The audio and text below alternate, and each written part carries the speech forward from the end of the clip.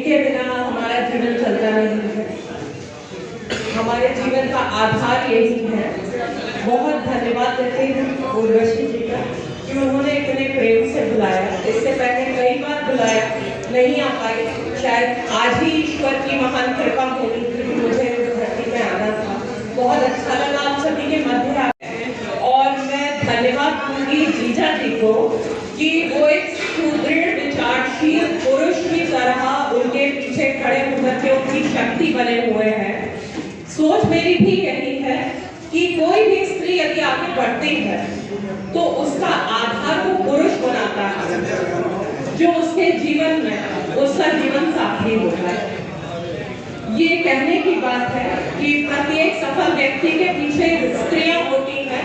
मैं स्ट्रांगली मानती हूँ कि हर वो महिला जो अग्रणी है, जो समाज का नेतृत्व कर रही है, उसके पीछे उसके पति का हाथ है या उसके पिता का हाथ है, अन्यथा ये संभव नहीं हो सकता है। समन्वय चाहिए तो महिलाओं और पुरुषों का आपस में सहयोग बराबर होना चाहिए। आज हम बात करते हैं महिलाओं के प्रतिनिधित्व की। आप देखिए कि संसद में महिलाओं का प्रतिनिधित्व क्या है। वैश्विक स्तर पे वो प्रतिनिधित्व नीचे से 20वें स्थान पे आता है। तो कहीं ना कहीं एक निवेदन करूंगी प्रत्येक नारी से कि वो समझे कि एक नारी ही नारी की शक्ति होती है और वो अपने साथ अपनी बेटी को आगे बढ़ाए। यदि वह जीवन में उसको ऐसा लगता है कि वो कुछ नहीं कर पाएगी तो अपनी बेटी को आगे बढ़ाए, क्योंकि सर्वप्रथम कोई भी माँ जब किसी स्त्री संतति को जन्म देती है तो उसको गौरवान्वित होना पड़ेगा कि उसने एक शक्ति को जन्म दिया है। में रख करके इस सृष्टि का सृजन करने वाली स्त्री में रक्त वीरांगनाओं को शत शत नमन करती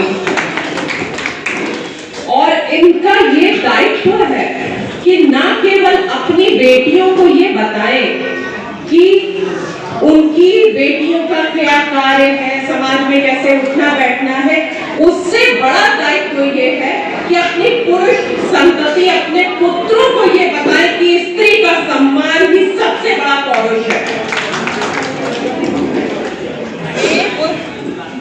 वे पुरुष होगा कितनी विभत्स घटनाएं हो रही हैं।